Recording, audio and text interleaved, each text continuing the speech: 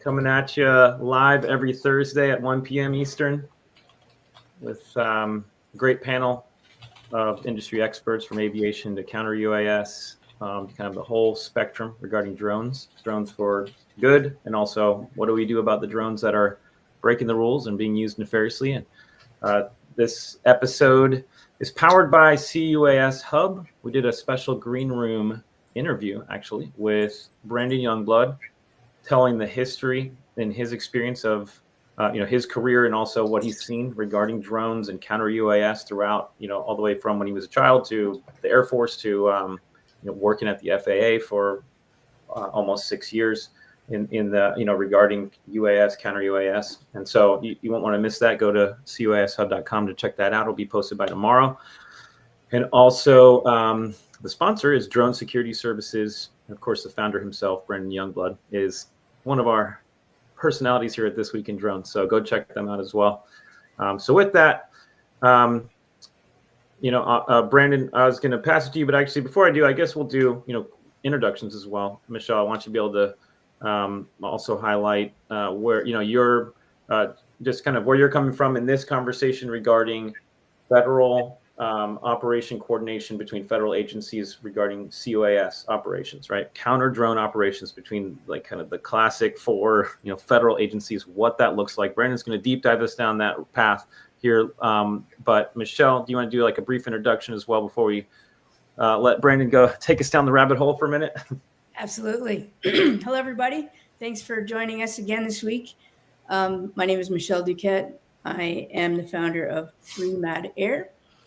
And previously, I was working for the FAA's FFRDC, Federally Funded Research and Development Center, called MITRE.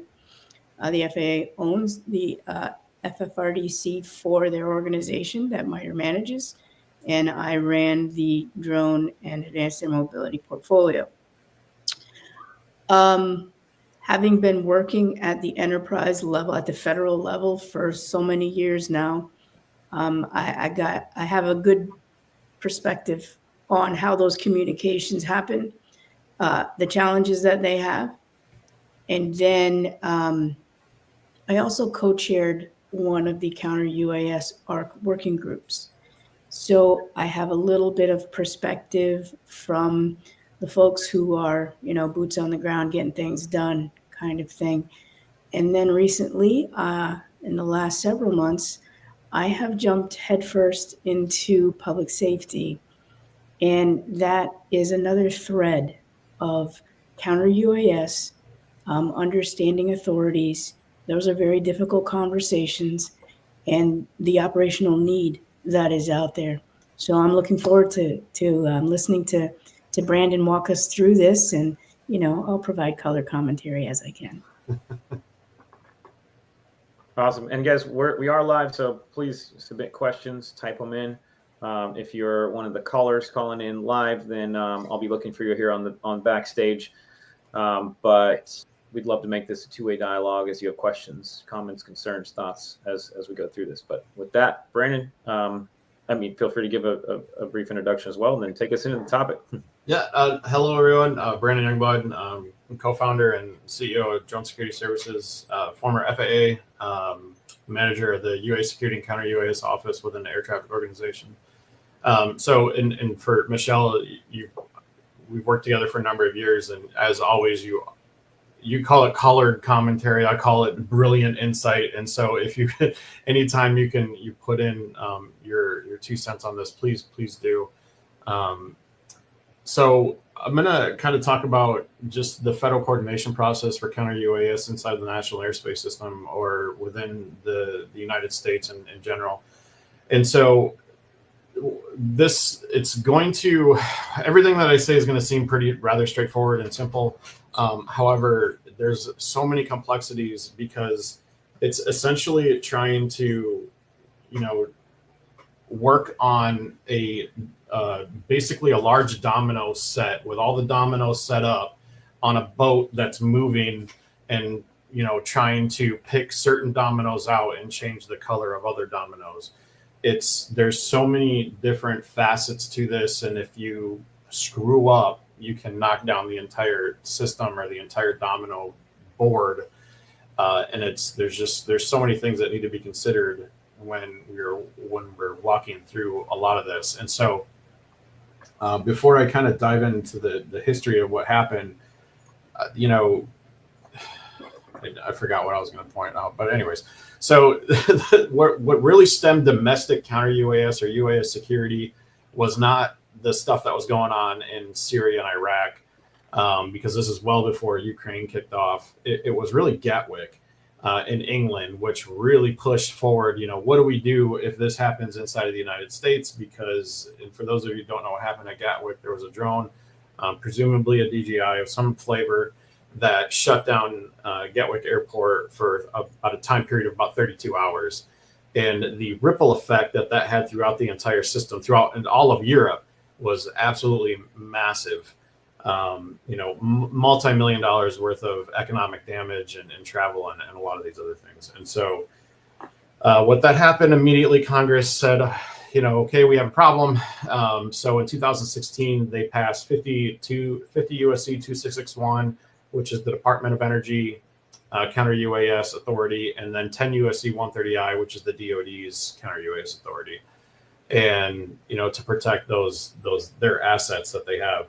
And then 2 years later, in 2018, DHS and DOJ got their congressional authority through 6 USC 124N, which is a lot more extensive, a lot more spelled out in those authorities. Now, in all three of those authorities for the four agencies, one of the things that they had to do or required to do was coordinate with the Department of Transportation and, by extension, the Federal Aviation Administration, because, for all intents and purposes, a counter UAS mitigation system is a weapon system. They are designed to shoot down or interfere with or do something, to inflict some kind of, disruption to a drone's flight pattern, and that is essentially a weapon system. So anytime you use a weapon system within a civilian run aviation system, the NAS, especially the busiest airspace system and most complex in the world, it's tricky to say the least, and hence the domino board. And so that's why the coordination requirement is there. And I wanted so my office that I ran was the office that did all that coordination, and we developed processes to handle that. So David, I sent you the PowerPoint. I can put it up if that would help. Let me know. You're muted, David.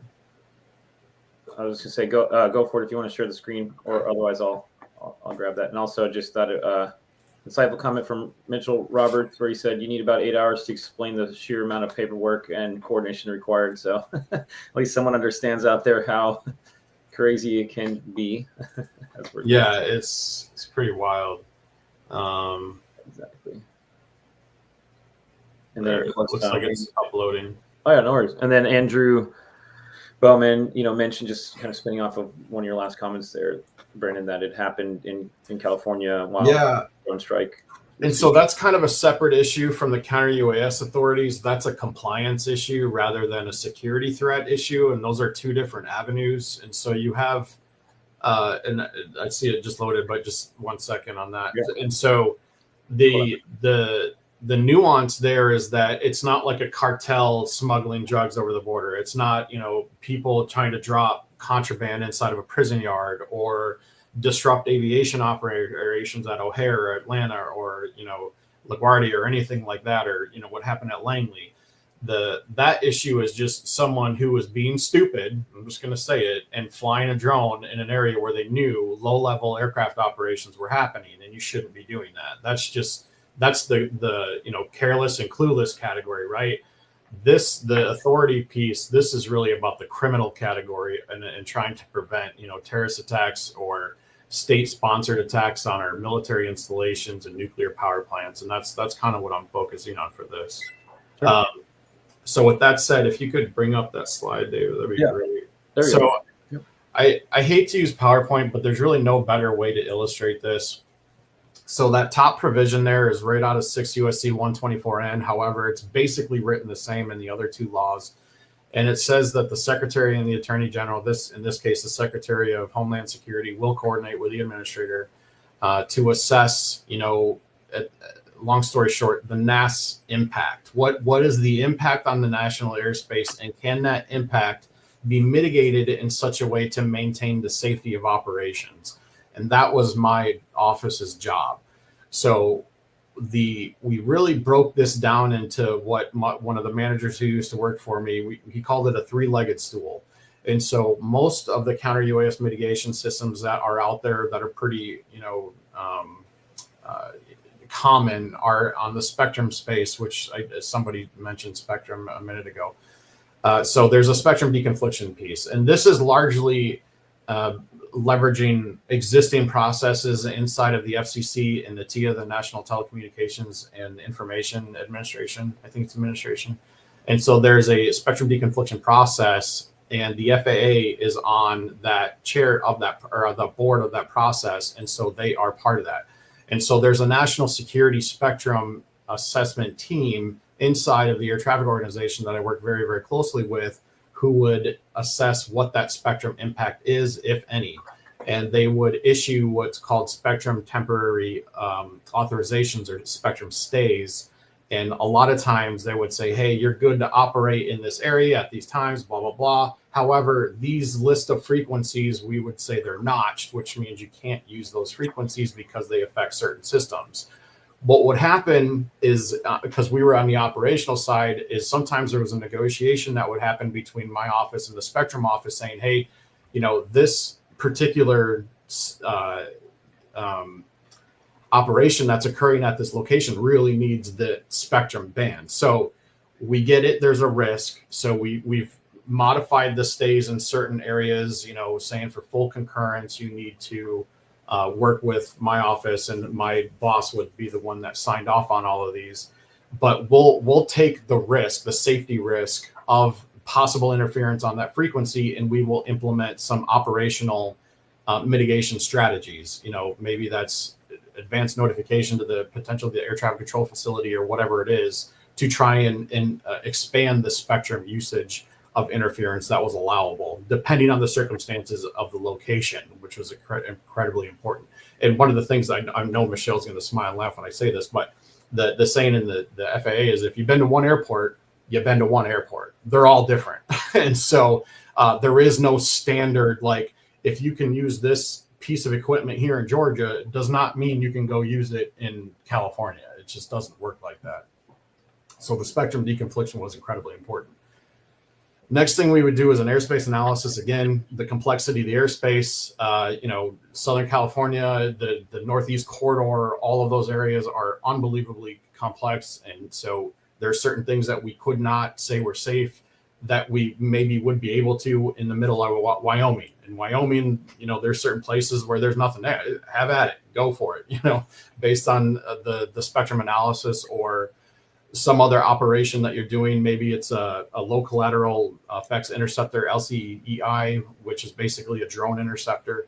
So it's all situational dependent on what that airspace and that aviation operation that is in that central location of where it is.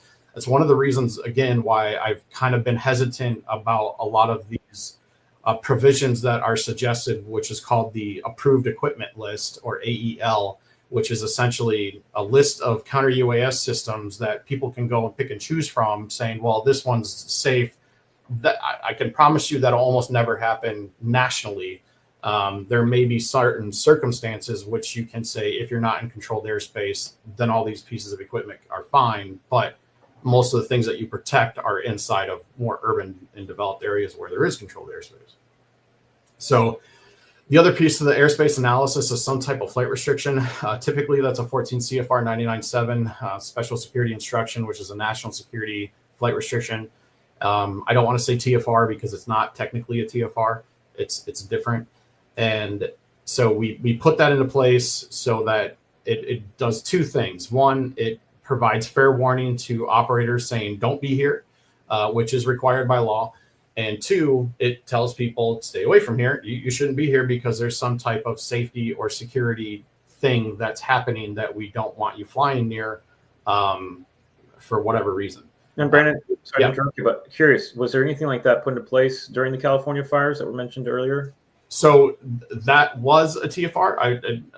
It was a 137, I think A2, which is a specific for wildfire fighting, but that's a safety TFR. It's not a security flight restriction. And there, again, there's nuances and differences. So the 99.7, because it's security and it's national security, there is both civil and criminal penalties associated for violating that. You can also be shot down if you violate that TFR.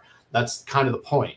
So the freeze inside of DC, which is the flight restricted zone, is a 99.7, and that's that 15-mile ring around national. The 137A2 means that there's hazardous airspace operations going on in that location. You should avoid them for safety reasons, not because there's a security event. So it's and those are only civil penalties if you violate them. So that's kind of the nuance. What are some other examples of where these are put into place, the ones that have the actual criminal penalties? Or is this like, protecting the president when he comes out to speak? Is it, like what are... So the POTUS, VPOTUS is different. That's a 91-141, and that is a TFR. But again, that carries massive penalties. You can be shot down with that too. And some of the 91-141s, they actually have like F-16 or some type of fighter support where they will be patrolling that airspace. And if someone is heading to there, they'll do what's called a headbutt, which they'll come down and fly in front of that aircraft and launch flares saying, you need to move. This is not where you need to be or should not be. So that's a little bit different. It is, you see a 91-141, do not go in there flying, obviously. And then the 99.7 is a lot more flexibility, and it's national security focused, and there has to be a national security justification. So at the FAA UDDS, which is there's an acronym in an acronym, UAS data delivery system, you can Google that. You can find where all of these drone only flight restrictions exist, which are, again, primarily around, military facilities and other national security sensitive assets. The other nuance to this is there's such a thing called NSSEs, which is National Security Special Event. So this is like the World Series, the Super Bowl, Indy 500, NASCAR, anywhere where there's a massive mass gathering of thousands and tens of thousands, if not hundreds of thousands of people, Coachella, some of that stuff, thank you. Perfect, Michelle. You added that in there. Yeah, or someone said this too, just while you're talking, Andrew Bump, the Olympics are coming up. Any thoughts on that? So that's same thing. Olympics is going to be a massive event. They will definitely shut down the airspace for that. Very controlled situation. There's a lot of concern on that issue, not just the Olympics in 28, but the upcoming Copa Games and the upcoming FIFA World Cup. I have spoken to their security folks about some of the stuff, and I actually know somebody who may actually be hired by FIFA to run this UAS and airspace security element for them nationally or internationally, I guess. So they're very concerned, and it's we're going to be put on stage. The United States will be put on stage, and if our security lapses, it's definitely not going to be a good thing. So yeah, so that's the airspace analysis piece. And then, so the CONOPS is the meat of, what are your rules of engagement for engaging UAS? Where are the areas that you're really concerned about? Let's say you do a cyber takeover, a drone or whatever, where are you going to land the drone? How are you going to control it? All of the operational, execution of the operation sits inside the CONOPS. Now, the CONOPS it's strange because every department does it different, and every proponent in every department does it different. So CBP, so let's talk about DHS. So CBP does it differently than, let's say, the Coast Guard, but then Coast Guard East does it differently than Coast Guard West. And so one of the things we were really trying to do inside of the FAA was standardize this CONOPS process, what is in there. And so what we came up with back in 2018, it's called the objective standards. And it's essentially every line item that the FAA cares about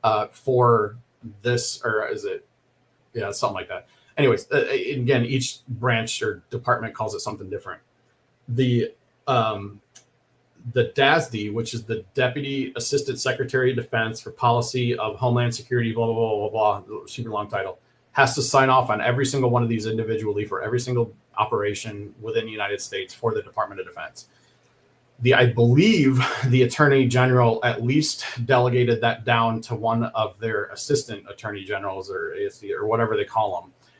But that's the level of you're talking 3 layers away from the Secretary of Defense that actually has to initial and sign off on every single one of these individually. And so that level of oversight shows the seriousness in which folks are taking this to make sure that they can conduct their security mission and utilize the weapon systems to their effect without disrupting the safety of the national airspace, or at least have some liability cover if something were to go wrong.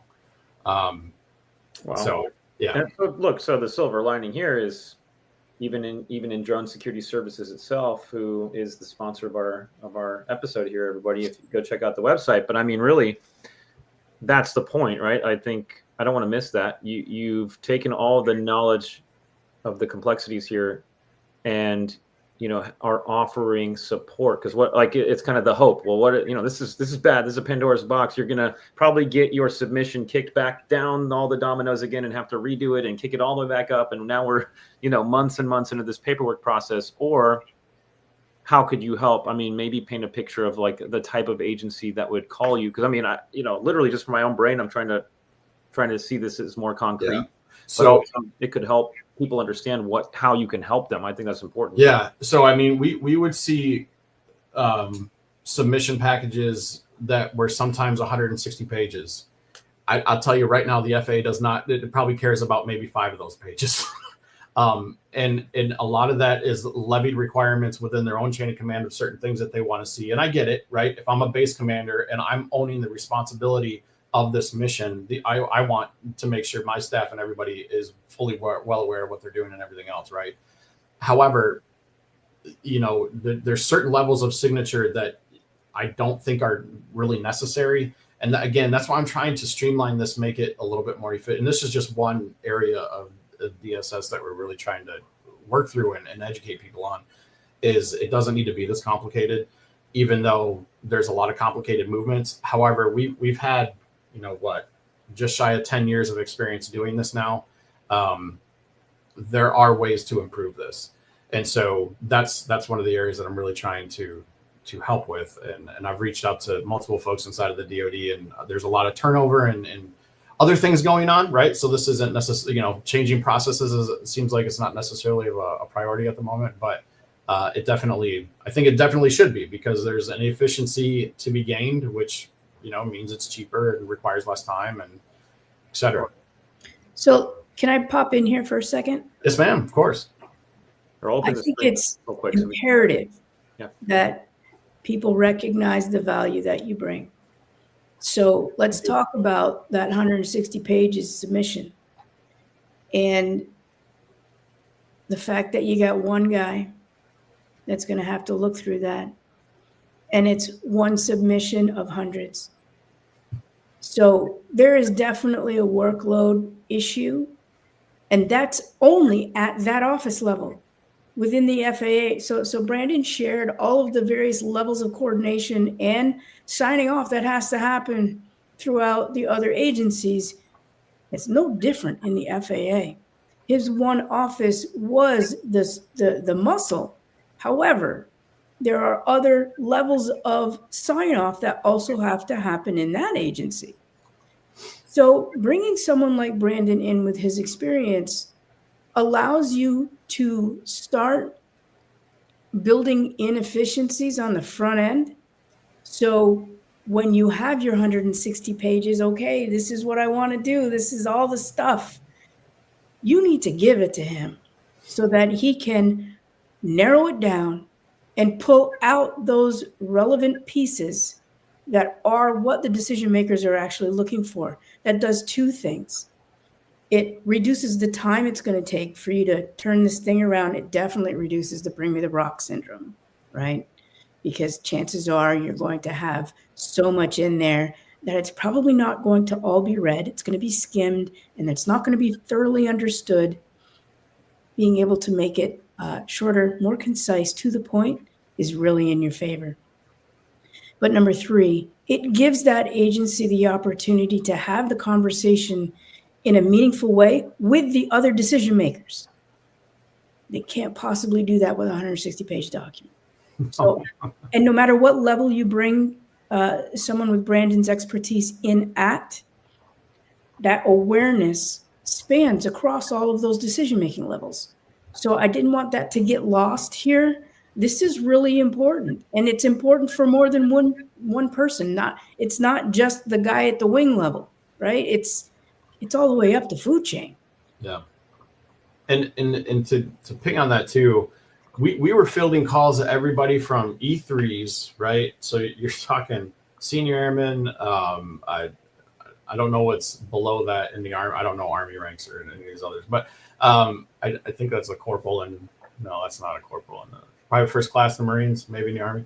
But all the way up to, I had 2 stars calling me and 3 stars calling me. And so I was also the senior representative for the Air Traffic Organization on the National Security Council, the working group representative.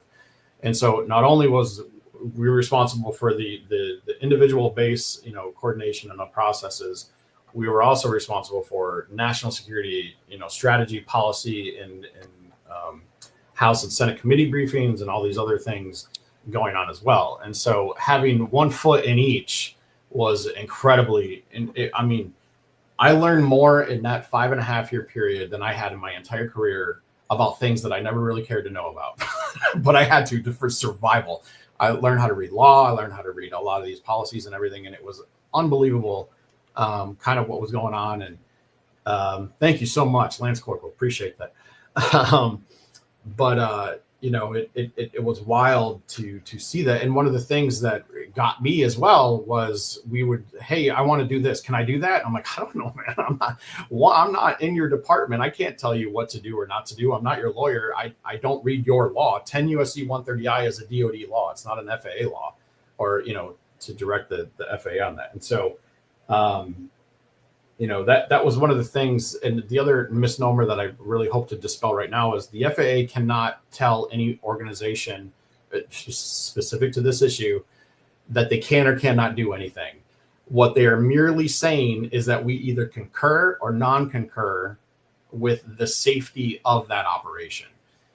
If the DoD deems it, and this has happened, it is in vital interest, and safety is going to take a secondary backseat, and FAA got it, understood, we'll own the liability of it, but we need to do this. And we're like, all right, you do your thing. And that's some of the stuff that can happen and has happened, and for rightfully so too, for good reasons. Right. And so, but then you got to be ready to stand by that when exactly. So that, if something goes wrong, that base commanders, they're going to know that they're going to be in front of the Senate. But I'll tell you, that's the weight of what being a base commander is all about, though, too, right? That's a serious responsibility that is owned. That's why they wear the Eagles or the Stars or whatever on their shoulders, to own that responsibility. And it is what it is. So, guys, I want to bring on, this is amazing context. I want to bring on Lieutenant Robert Cameron, who called in today in light of what we're talking about. I'm going to bring you up to the stage here, Lieutenant. And he's with Texas DPS, so state law enforcement. And I wanted to give you the floor there, Lieutenant, just for a second to make any comments. And also, if you have a question related to what we're talking about that may tie into some of the work you guys are doing at the state level, and any thoughts there to kind of keep this conversation rolling forward. But yeah, Lieutenant, I'll pass it to you. Sure. Yeah, I jumped in just about partway through the last conversation with Brandon. So, we're very actively working with our federal counterparts with the regarding counter UAS mitigation. It's become something of an extreme problem. So we're looking. I mean, I have access to some to some live feeds that show dozens of drones that are coming in from Mexico into at least across into the United States on the Texas side, just at any given time. So the problem is that we can't see these drones, we can't hear these drones. They're not following any of the FAA rules, Why which would you, right? means I mean, yeah, I'm with you. yeah, and you know they're generally between 3, 4, and 5,000 feet in the air coming out of Yep. Mexico. They're flying all kinds of it would seem to be more advanced quadcopter and fixed wing drones. They're finding ways to stay in the air for hours at a time. We think it's highly likely that they're using LTE and to operate these drones to come into the United States and come pretty deep into the United States. So our issue isn't and hasn't been any kind of conflict with the federal government whatsoever. I would have to say that our relationship with the feds, mainly the DEA, the Customs Border Protection, is probably the best it's ever been. I would say the FAA included, the FCC, they've bent over backwards to try to help us out, especially over the last 4 years since we've had this border crisis, right? So we've all just kind of worked together. Nowadays, it feels like we're all pretty much one of the same unit, at least on the Texas side. You know, we all know each other. We all know each other's first names. We know each other's kids' names. We all hang out together. So, but as far as mitigating the threat of the drones coming in, that's gotten to a point to where it's just well beyond any of our control. So, the other kind of the big picture problem, even if it was within the state's control, it's outside the bounds of our legal authority to really mitigate these drones, right? So let's say we have access to a drone jammer. Well, we're not allowed to use it. The federal agencies are allowed to use it, but not the state. Those things are extremely expensive as well. And there's also a legitimate threat to using a drone jammer because most of those jammers are operating or jamming a spectrum that is very widely used for all kinds of commercial applications. So if you don't know exactly what you're doing, I mean, you could do some serious damage up there. The FAA doesn't allow us to shoot down what are considered aircraft, right? So that goes for civilians, that goes for the police. So Lieutenant, even if we see, go ahead. I just want to throw this out there. So, and this is, again, one of the things I'm really trying to dispel. It's not the FAA saying that. That's Congress saying that. So Congress defines what's defined in law. The FAA actually doesn't define aircraft. That's through law, which is through Congress. Yeah. So it's one of the things too, and just putting this out there. So when I was supporting the National Security Council very early on, there's a brilliant woman up there, or was up there, named Kate Conley, and she is now running for Congress in New York District 17. And so I want to give a shout out to her because she's spectacular. And if she can get up there, she's one of the very few who actually understand and know this problem. And I'll tell you again too, we were up at Congress many, many, many times, HISGAC, Intel, Judiciary, TNI, everything, and briefing these exact issues that you're talking about, because we know they're there. We know they exist. And not only are they a security issue, but they're a safety issue flying around in those altitudes. And so until Congress passes the law to either, one, change the definition of what an unmanned aircraft is, or aircraft at large, which I think it's in 49 U.S.C. 44801, that is what it is. But it's not the FAA that's actually defining a drone as an aircraft. It's Congress. So let me rephrase. The FAA reminds us what our legal boundaries are as a state agency and what we are and are not allowed to do, right? Because we don't want to get ourselves in any kind of, legal trouble, whether it be criminal or civil, and counties all across the state of Texas, and some of them are friendly towards law enforcement. Some of them are not so friendly towards law enforcement. So we're really careful not to slip up out there, right? And the FAA has been fantastic at trying to help us find these workarounds to, to some of the more convoluted laws that we have out there. For example, we're not allowed to put ADS-B on any of our drones out there. We'd like Right. to use fixed wing access more often, but it seems to be there's a technicality in there that Congress passed that FAA enforces that says, hey, no, you're not allowed to put a ADSB out on any of your fixed wing access. Well, that would be hugely helpful for us to mitigate the drone threat, to mitigate the numerous scouts that are on the Mexican side, on the U.S. side of our border, but we're very restricted as to So what we can do because of these federal laws. yeah, and and I'll tell you, DHS, DOJ, they've been lobbying Congress for 4 years now, trying to open up or expand the legislative authority to enable you guys to do your jobs. Yeah, and I mean, and if you really want to talk about, being able to do our jobs, I mean, and the federal government, there's been a massive lack of action from the federal government, particularly over the last 4 years, which has caused the state of Texas to have to significantly step up in order to protect our state, right? And we've had to augment a lot of the shortage of manpower and the thousands and thousands and thousands of migrants that have come across from Mexico using the drones, right? So, federal agencies got so tied up down there just processing the thousands that would come across a day, sometimes in single areas, that left only DPS officers to try to actually do any kind of enforcement, right? And the morale was extremely low as well because they felt like they couldn't really very aggressively go do their jobs, which again forced us to step in and to try to augment that shortage of federal manpower. But the flip side of that is it's caused an excellent relationship with us and the federal agencies that have been working down there. Yeah, and again, so I want to avoid a political conversation, obviously, but one of the issues too has been appropriations and money. So, like the FBI, for example, their counter UAS team has $500,000 allocated to them 1 year for 1 year, and that has to cover the Super Bowl, the World Series, the NASCAR, any special event. That's it, and that's all they get.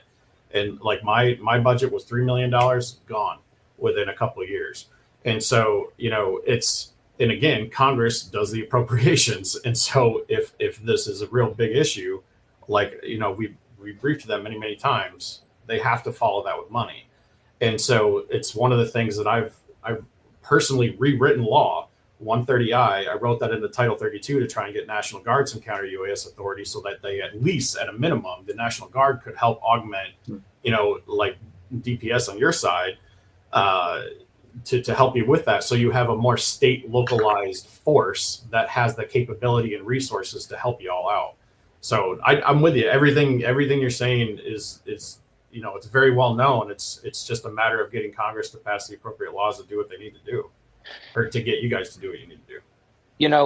Passing the laws is one thing and enforcing the laws is another. Sure. So, Congress can go out there and pass as many laws as they want, but they actually have to have federal agents to go down there or wherever and enforce these laws, right? So that's been the biggest problem that we've been having is nobody's been aggressively enforcing any of the laws that are already on the books, right?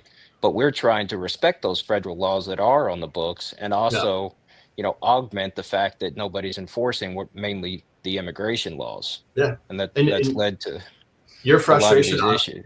I'm telling you, you're not alone.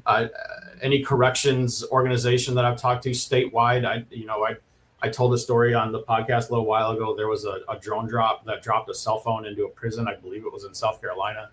And it was that phone that was dropped off the drone was used to coordinate an escape. And 2 inmates escaped that prison. They went to the first house that they came across, and there were 2 elderly couple in the house, and they murdered both of them. And so that's a direct connection to that issue. And it's one of the things that I've been trying to really advocate for is at a minimum flight restrictions over state prisons, because right now there aren't any, they're only over federal. And so, I get it, man. And it's one of the reasons why I left the government, to be able to speak a little bit more looser without the legal and political ramifications that I would experience otherwise. And so, we're really trying to get you all, especially the law enforcement community, the help that you need to do your functions, right? Yeah. So let me Good stuff. jump in here and provide a little bit of balance, because what I want to call to your attention is, Roby, in the comments, Yeah, I'll pull that up. he is spot on here. So up until just recently, and I have been in many of those conversations as well with staffers who just don't get it. They don't have the context. They are given a task to go work a problem, and their interpretation sometimes is left very wanting. Until recently, the questions now that are coming from these people are more meaningful. They're more on target. They're more educated. They're more informed. So I think there is an opportunity for us to start addressing the myriad of reasons why this stuff doesn't work. It's not one thing. It's not one agency not enforcing or choosing not to enforce. It's not just that they don't have enough funding. It's not just that perhaps they don't have all the equipment that they need in order to address the magnitude of the problem. And it's not just that we don't have the infrastructure in place. We haven't done the analysis yet to ensure NAS safety is protected in all places. But it's like a myriad of all of those things all together. And that compounding makes it really impossible to get anything done. But I want to just kind of balance this scale that we're in a different place now. And there is an opportunity for us, if we are articulating what the needs are clearly. I think there are finally people who are capable of receiving in order to action. And I think I said this either, I don't think it was last week or the week before, the situation in New Jersey and New York was probably the best thing that could have ever happened, because no one got hurt. No one died, nothing really catastrophic happened. It scared a lot of people. It's a big mystery. However, it highlighted a major issue of noncompliance and unknown and the drone issue at writ large. And Robbie is 100% right. The conversations that we had with Congress back, 5, 6, 7 years ago are very, very, very different than the conversations that are being had today. They're a lot more educated. There's still a lot of education that needs to happen. I think Senator Rand Paul's discussion about privacy concerns with Senator Peters' bill was not well-founded. However, the conversations have been a lot more enlightened, and that's not just the congressionals, it's also their staff has been a lot more educated on this topic as well. And Lieutenant Cameron, we're coming up against the hour, man.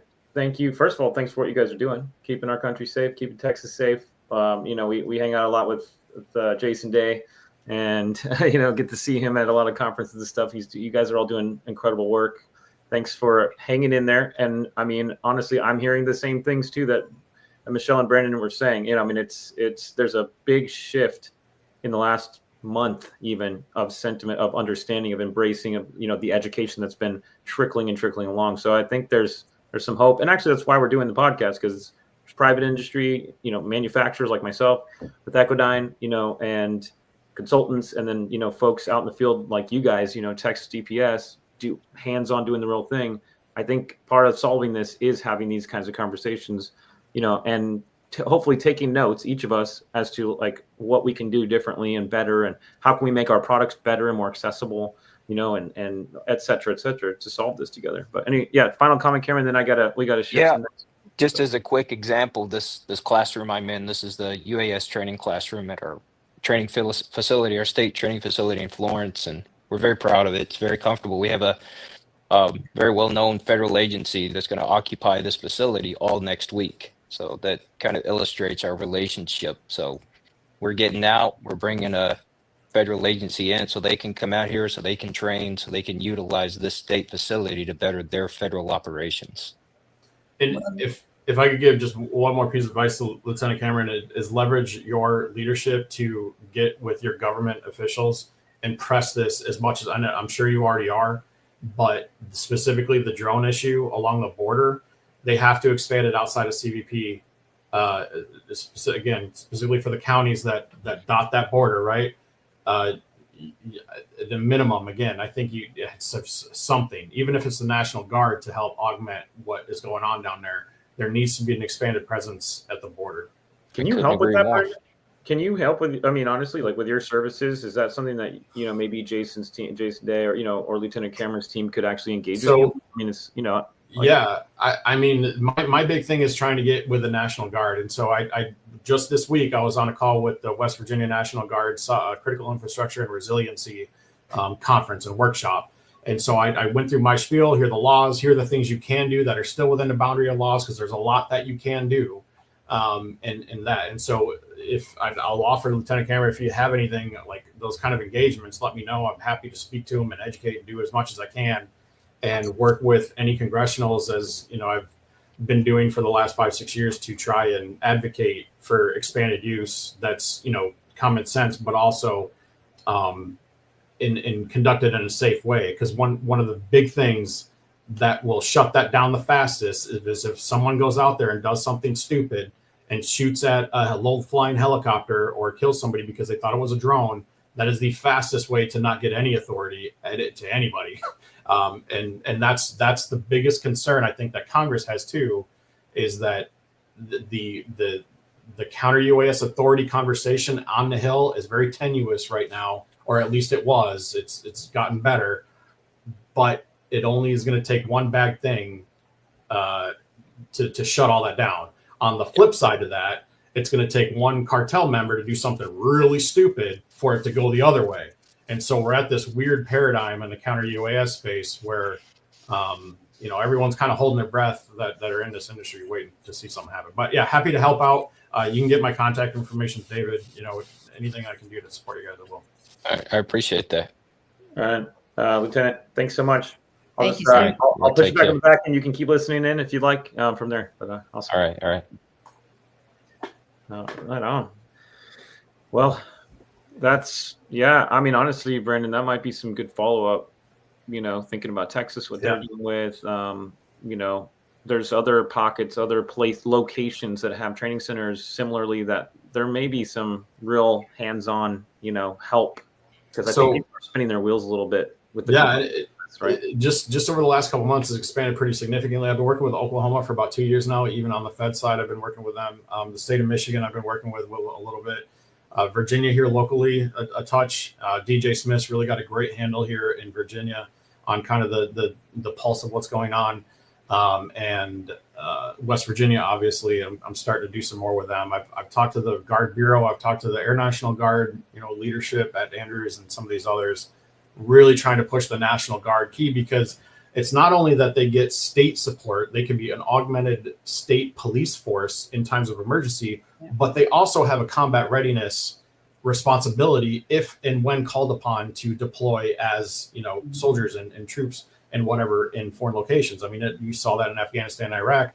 Most of those poor guys were doing 18-month deployments, you know, and now this counter UAS thing, and they don't have any gear, they don't have any potential authority inside of the United States, you know, loosely. And so to me, it makes the most sense, if there's going to be expanded, at a minimum, go to the National Guard. These are professional soldiers. They live in their communities. They're very attached to their communities, and they have a very important role to play in emergency response and law enforcement for their states. So I think that this conversation has just driven home to me again, and I hear this and I preach it, and Brandon, you and I have talked about this over and over again. It's the education. And there are many people out there who are touting that they're providing education on counter UAS, on drone integration or drone safety or security. And what we're finding is that it's not resonating. So we've got, those of us who are in this small cadre have got to step it up. I mean, we have got to step it up so that we can start helping those people to help themselves, because eventually those folks that are out there that are giving education, that are selling services to educate, who are who don't have the big picture, are doing us a disservice, because it's exacerbating the stovepiping and the lack of common vernacular and knowledge and teaming and technology, and it's not helping. You're saying it's creating 160 pages when you only needed 5? Is that what? Yes. Back to Brandon's earlier comment, if you missed it already. So I know we're running out of time. I just want to end on one thing, and it's a comment that I saw that I really want to caution everybody on. The comment is, the industry is not waiting for laws. I ended with Lieutenant Cameron's kind of discussion there by saying, if something dumb happens and somebody dies in a low-level helicopter, maybe it's a medi-flight, maybe it's a law enforcement helicopter operation, because they were mistaken as a drone and you kill somebody, you were going to set back counter UAS expansion authorities back 10 years, or until something bad happens where they have Congress has no other choice but to expand counter UAS stuff. Everybody has the right to self-defense, but you better damn well sure that drone is trying to harm you in some way, and it's not just because I don't like it there or I think it's spying on me. Yeah. That's not an excuse to start leveling munitions, shotgun or not, inside of the airspace, because you will hurt somebody. And if you hurt somebody, just like if somebody breaks into my house, I shoot them, but that bullet goes through my wall and into my neighbor's house and kills somebody, that's manslaughter on me. Even though I was defending myself, I'm still responsible for that weapon. And we still have to contend with the fact that this is an aircraft. Yes. As frustrating as it is right now, that is the law. So until we have some relief on how that UAS is defined as an unmanned aircraft system, until we move on to unmanned aerial, or uncrewed aerial would be even better, we've got to respect the fact that there are laws against that kind of thing. Yeah.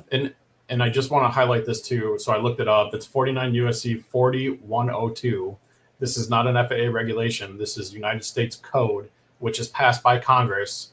The definition of aircraft means any convenience that I just screwed that up. Basically, any object invented, used, or designed to navigate or fly in the air. That clearly puts a drone as the definition of what an aircraft is. And then on top of that, in 44801 is when Congress defined what an unmanned aircraft system is. Yeah. So again, while the FAA, yes, there is a law that went out there, that lawsuit, what that did was test the law that Congress passed, and the judiciary system said, yes, based on the legal definition of what an aircraft is, that drone is an aircraft. Yeah. And so again, what it all goes back to is law. And so the only people who dictate law is, well, not dictate, but write law, is Congress. And so you have to go back to your congressional representatives. There's only so much the federal agencies on the executive branch side can do within the authority that Congress grants them the authority to do by means of U.S. code. And so, again, this was hammered into me in D.C. by lawyers that Congress is a lot more powerful than I think a lot of people really give credence to. They're the ones that need to fix this. It's not going to be the FAA. It's not going to be DOJ. It's not going to be DHS. It's not going to be the DOD. It's going to be Congress through law. But they can't do it alone, right? They need to be educated, going back to your point. Yeah. Right. So I want to thank all of the folks who called in and commented, signed on with us today. I really appreciate the respectful comments. They are very informative for us, and we'll always continue to try and catch as many as we can. And if by chance there's something a burning question that we don't get to, you can hit any one of us after the fact on LinkedIn. It's all good. Just send us your question. We'll continue the dialogue with you. Absolutely. Well, thanks everyone for your time. Go check out as well. We're powered by C-UAS Hub today. On this episode, there's a special green room video you can watch tomorrow, getting deep diving into Brandon's background and how he came to all this knowledge and some insights he dropped there that you didn't hear if you just came to the live. So go check that out. And also go check out Brandon's company, Drone Security Services, to learn more about how he can help you. With that, we'll wrap up and we'll see you again live next Thursday. All right. Take care, everyone. Bye.